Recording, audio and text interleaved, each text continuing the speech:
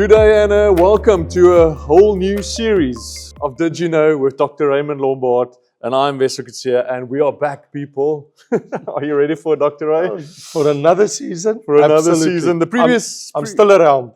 Literally. And the previous season, we started off, we were going to do a few episodes. We did about 60, 70 episodes. So let's see how this one goes. This one, we're going to tell everybody what we are doing. Mhm. We are going to do 26 foundational beliefs that every Christian, I do think, needs to know, needs to have a revelation on, needs to be able to speak on, needs to have a confession and a profession about it. On what do we believe? On these things that we're going to speak about. Because I think as a Christian, we sometimes know just enough to actually know nothing. You know, like if someone's going to ask me about a few of these topics, I'm like, after these sessions, I truly believe you're going to be able to hopefully explain more about what the Bible is, the Trinity, when do we get baptized, when should we get baptized, and the Holy Spirit, what are all the 26 things we're going to touch on. Reconciliation, regeneration, holiness, All these topics. Yes. So I think it's going to be interesting. So you can follow along. We'll also tell you this. We do have a playlist on Raymond Lombard teachings called What Do We Believe? So we're going to be following along the What Do We Believe chapters. Yes. Like we said, there is 26, but this is going to be a discussion about this. You can actually go watch those videos as well, where Dr. Ray actually taught those messages or those topics. Yes. And this is going to be a discussion on it. It's going to be Absolutely. very interesting. Yes, because we can relate and ask questions and discuss. I'm going to ask all the questions. Hopefully I can answer some of them. So number one, today we are starting off with the Bible, the infallible Word of God, the God-breathed scriptures that we read. So we got a few questions about it. So if you have a little bit of an intro for us on this topic, Dr. Ray, what is the Bible? Yeah, I think for me, the verse all my life, I mean, I'm talking about now the last 48 years, that have always been the verse confirming the scriptures as an inerrant word of God inspired by the Lord is 2 Timothy 3 verse 16. I mean, this scripture stands head and shoulders above many others. All scripture, and it's written in New Testament, so it's Old and New Testament, is given by inspiration of God. All scripture is given by inspiration of God. And that word inspiration is theopneustos, which means God breathed. Yes. And it's profitable for doctrine, to learn the truth, for reproof, to bring you in line, for correction, for instruction in righteousness, that the man of God may be complete, thoroughly equipped for every good work. Oh, okay, interesting. That's very, very amazing portion of scripture. Of course, there's others like Peter, 1 Peter, where he will say that the word of God is given by revelation through the Spirit of God. I mean, where he says that by his Spirit, the Lord has given us this word.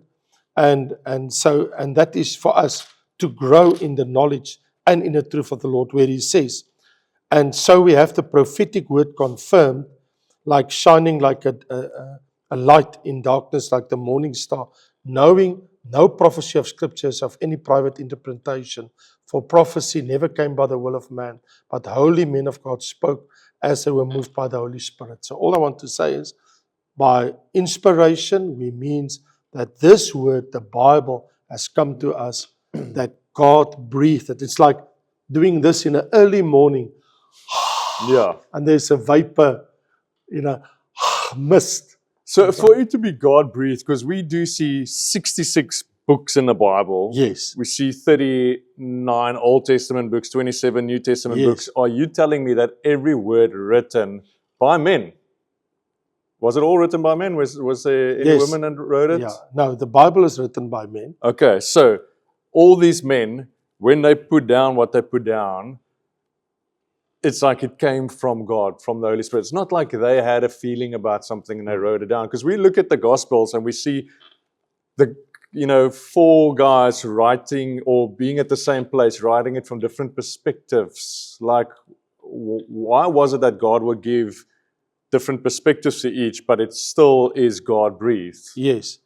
Remember, when we talk about the nature of inspiration of all these people, one of the questions we're dealing with, are we talking about there's thinking in the scholar world of dynamic theory? In other words, people just, like Shakespeare, he just have the ability to do what he did and write what he wrote. Yeah, And we say, no. It's not human endeavor. yeah, It's not by the talents of human beings that they wrote. It's not being very talented. Secondly, that's a mechanical theory. It's like God says, right, thus saith the Lord, Yeah. word by word, and you sit like a typewriter, like a machine, and like a robot, and you hear the word and you write the word, you hear the word and you write it. So it wasn't that as well. No. It's Okay. organic. Organic means, because, Wessel, when you look at the different books of the Bible that you've just mentioned, you can feel there's a touch of a different person writing. Yes. Because God used your ability, your talents, your uniqueness to write this book. Yeah. That is why you can see the way Paul writes. It's different than Isaiah Yeah. or Solomon. It's like what I said with the Gospels. You see Luke taking this, like he focuses more on these things, Yes. and Matthew is more like Right. this. And Right. but they were all at the same. It's like being at the same dinner party, but all having different stories. Okay, to because tell from it. it's the same Holy Spirit. Let's just put it this way. There's only one author of the Bible, Yes. the Holy Spirit. Okay. One God, the Holy Spirit. So the Holy Spirit came upon people and inspired them and revealed to them what to write and put down. So the Bible is a revealed Word of God, inspired by the Holy Spirit, written by men. But you can feel there's a difference in the words they use. Yeah. But it is still the Word of God. Yeah. And He safeguarded the Holy Spirit to make sure that there's not inerrancy. It is not wrong. It is the truth. It is what really happened. Yes. And that is what the Holy Spirit did there, because it's not guys just making up. No. You can't read the Bible and see so many different verses across 66 books and go like, this touched on. Like you can almost go across the Bible and go like, they're all connected. Because it's one author. But yeah, but they're all like, it's years apart, but you go, how did this guy Yeah. know that this Right. prophet, Yes. and now it's in the New Right. Testament. So it's and 1,500 to 1,600 years apart was the Bible written. From the days of Moses, 1,600 before Christ, to the apostles. And the last one, John. I mean, you're talking about Moses lived about 1516 before Christ. You're talking a period of 1,500, 1,600 years. So across 1,600 years, And still they get to the same thing. because it's the same author, One the author, Holy Spirit, the Holy Spirit. through different personalities. Written in many different places, but mostly in the Middle East. Yeah, The Bible was written in one place of the earth, mostly in the Middle East. all in the Middle East. And so And also by Jews. were they all Jewish? All Jews, except that we know for a fact, when you look at a man like Luke, Yeah. and of course the book of Job. But I mean, the rest of the Bible is written by Jews. Okay. It's a Jewish book. It is a Jewish book. People won't like some people to hear it. So that's interesting. I never thought of it like that. Like, Yeah. because I would think in the New Testament, even Paul was a Jew, Yes. even though he preached to the Gentiles. So there was Yeah. no Gentiles that ended up getting saved and then writing, Except Luke. except Luke. Dr. Luke, yes. Okay. Hmm. Very interesting. I know. Why is that significant? Because God revealed himself to the nation of Israel and to no other nation. God's revelation, who he is and how he's going to work with humanity, was revealed to the Jewish nation. Because out of Abraham, God built Abraham, Isaac, and Jacob, and from Jacob the 12 tribes, and God formed him to a nation. and God revealed himself to the nation of Israel, that God is only one. Hear Israel, your Lord God is but one. Deuteronomy 6 verse 4. So this one God revealed himself between all these Gentile nations of the world, with all their idols and their millions of false gods, Yeah.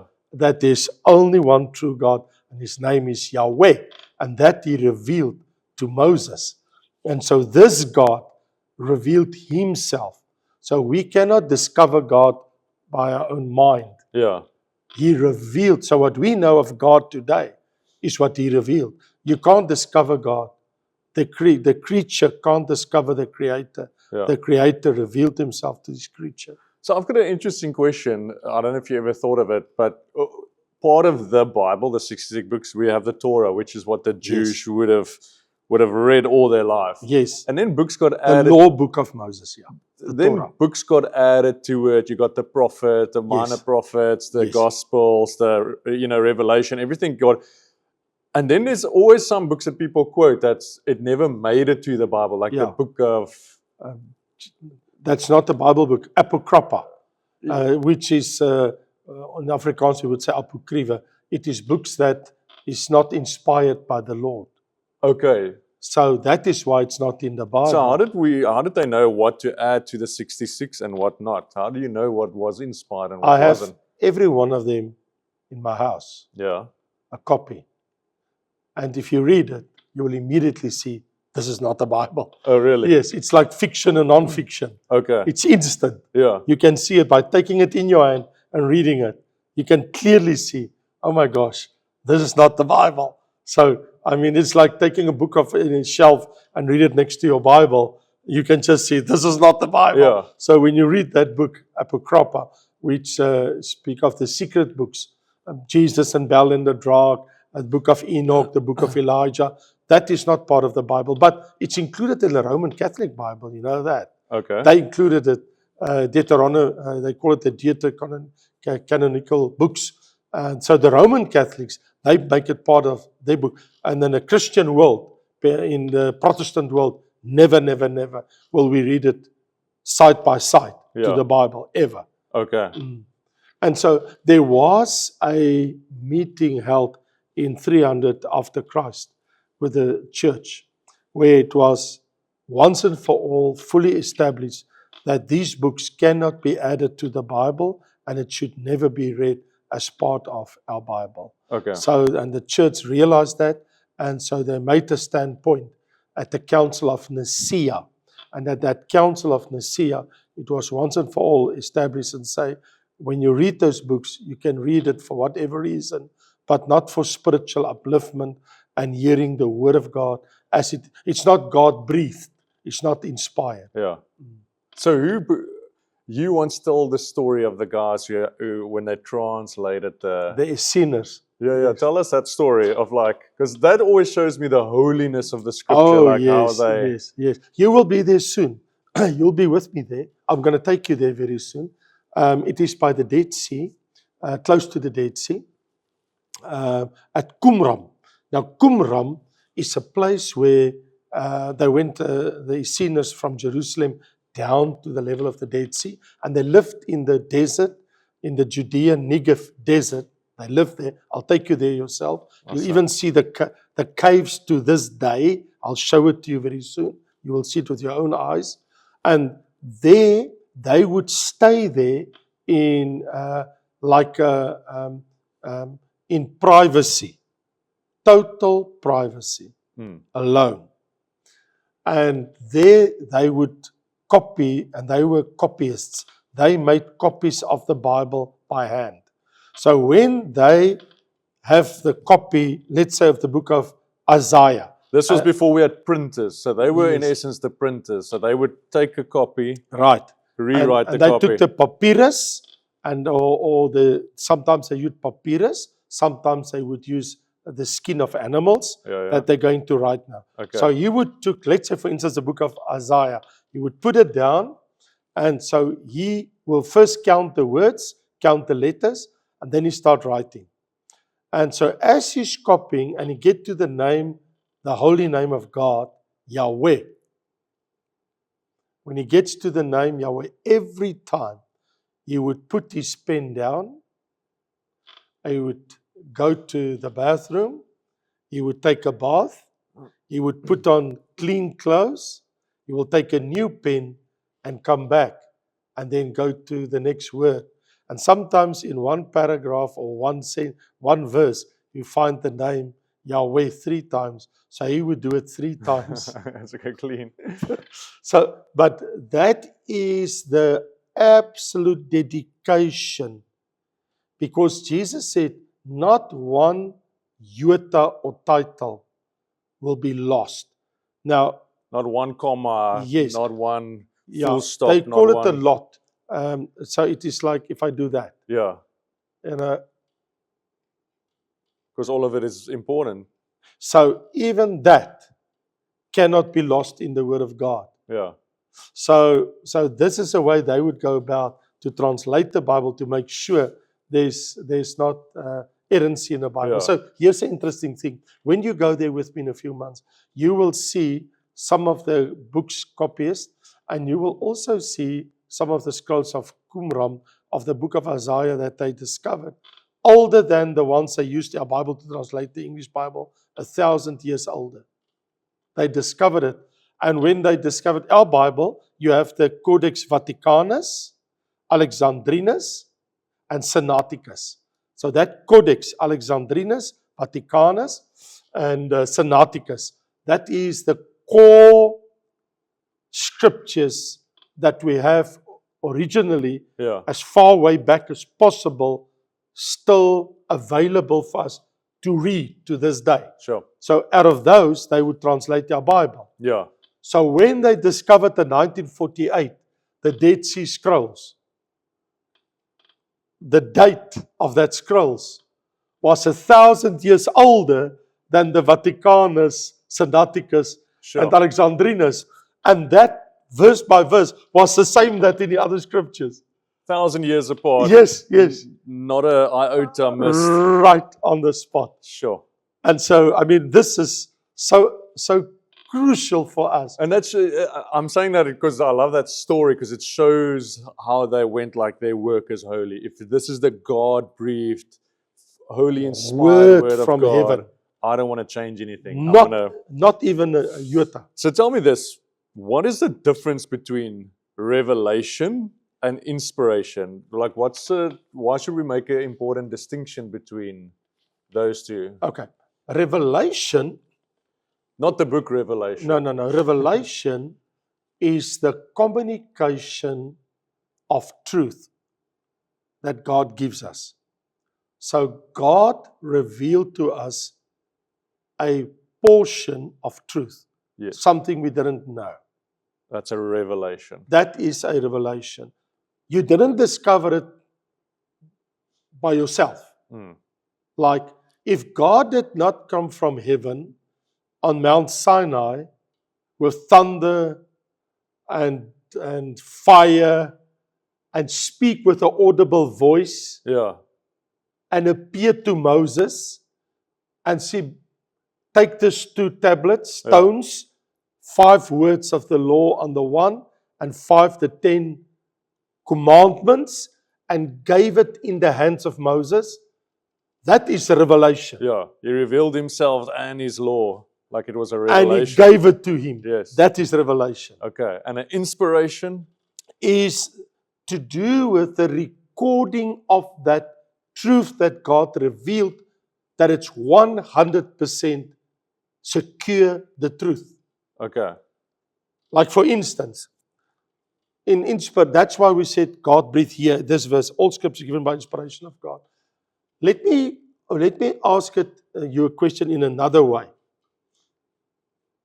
Is every word in the Bible spoken inspired? Yes. It will be problematic for me to accept your yes. Because Satan said a lot of things that's in the Bible. Uh-huh. It's not inspired by God. Okay. You see? So inspiration has to do with the recording, correct, of the person that spoke and the truth that was revealed. So even if Satan said something, Yeah. it is written correctly in the Bible what he said, but he wasn't inspired by God. Okay. So there's a tweak there. There's Yeah. Because you get the words of Satan in the Bible, and it's and like, the word of Jesus. but that's not from God. Yes. Okay. But inspiration made sure that what the devil said and did, it is Was correctly recorded. That is inspiration. Okay. Now you got it. So inspiration of the Bible is, this is what Moses did, this is what David did, this is what Elijah did, this is what the devil did, this is what Adam and Eve did, Yeah. and it is recorded correctly for us here. And this is what Jesus did. Yeah. This is what the Christ did, the Messiah did. So in the Bible is only concerned, it is a revealed revelation of God to us, where God reveals himself through his son Jesus Christ. I mean, if Jesus Christ didn't come to earth, we would never know who God really is. Yeah. Jesus said, he who saw me or look at me, see the Father. Yeah. This is the heart of the Father. Gracious and loving and kind, filled with humility. He was revealing the character of God through his son. Absolutely. And then giving us the Holy Spirit. And Yes. then, so that's more revelation. Okay, so that's interesting on the inspiration, because it's like, it's Yes. just the inspired word of God, meaning it was just correctly recorded what was happening. Everything that was recorded is true. So what does it mean then if we say it's infallible and inerrant? Yes. I don't know what that word means. Inerrant, yeah. It means there's nothing false. Everything recorded in the Bible is true. Because people will attack the Bible and say, this is not true and that is not true. Like for instance, people will say, oh, the name Pontius Pilate in the Bible. The governor that said to Jesus, at crucem, to the cross you will go. Yeah. They said, nowhere in the whole world he appears anywhere except in the Bible. And it's just a story. And so for many years, people will use that to say, oh, no, there's never ever written anything about him, so how can you say it's true? And the other day, they discovered in Caesarea, in Israel, the stone, and it dates 2,000 years ago, and say, in the days of Pontius Pilate, governor of Jerusalem, this and this and this happened, and this was his holiday destination in Caesarea. All on a stone revealed 2,000 years later. Oh, really? And it confirms what's here in the Bible. And everybody's like, I saw it with my own eyes. I was there. Yeah. I went there. I looked at it a few years ago, and I was like, here it is. Okay, so I just went, Pontius Pilate is the guy we always speak about. Yeah, because it's in the Bible. So people would say, oh. So they would go, we looked at the history of Israel and we couldn't find him in the archives. Yes, nowhere. And then they found a stone that was dated 2,000 Everything, years ago. and it says, in the days of Pontius Pilate, governor. The The Lord hid it until then. head back said it's infallible. That's what we're trying to say is, and then the other thing is, Wessel, I think is very important to mention to you. The Bible stands on its prophecies. If God would give the name of Kores 200 years before he was born, God says, there will be a man named Kores, he will be a king, a Persian king, and he will release my people to go back to the nation.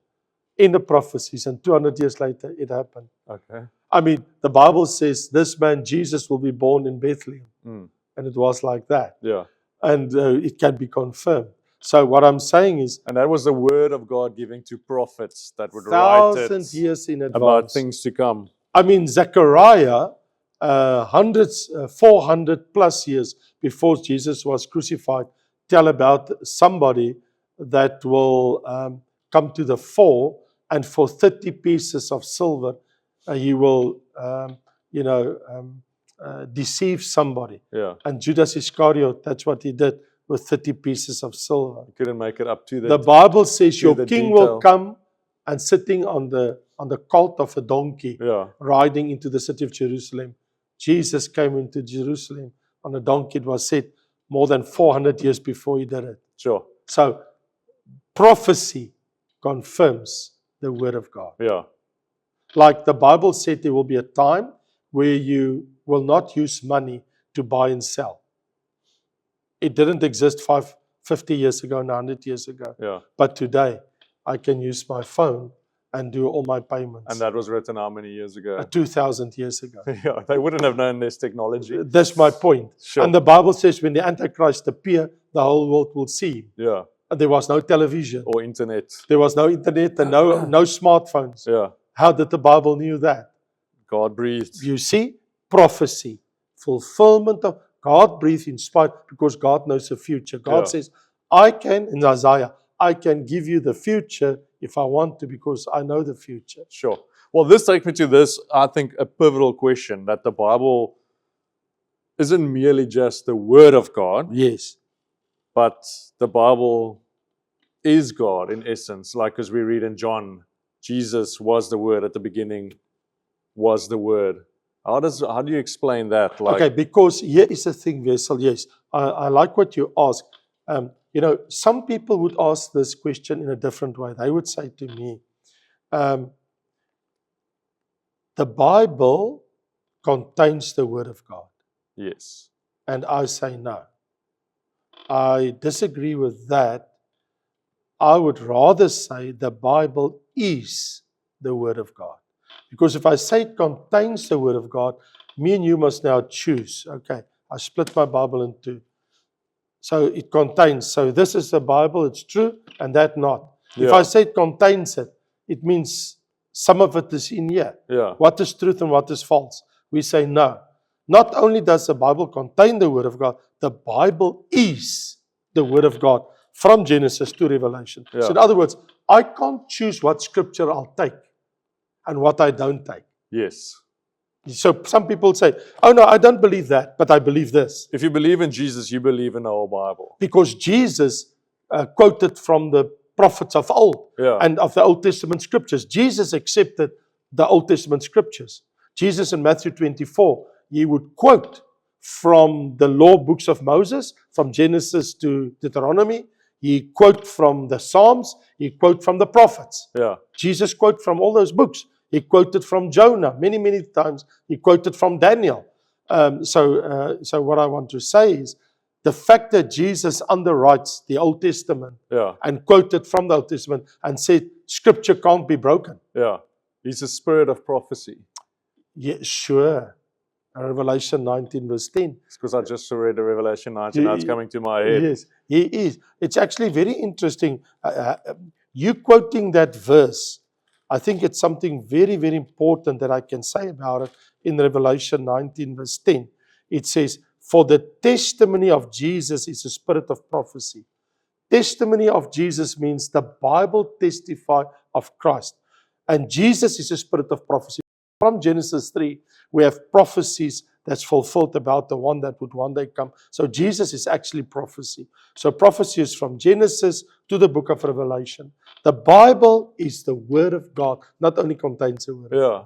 No, correct me if I'm wrong, because I've thought about this the other day, because I'm reading Revelation and this, and I go like, even in Genesis, we don't, at the beginning when God created heavens and the earth, He spoke the word over things. Yes.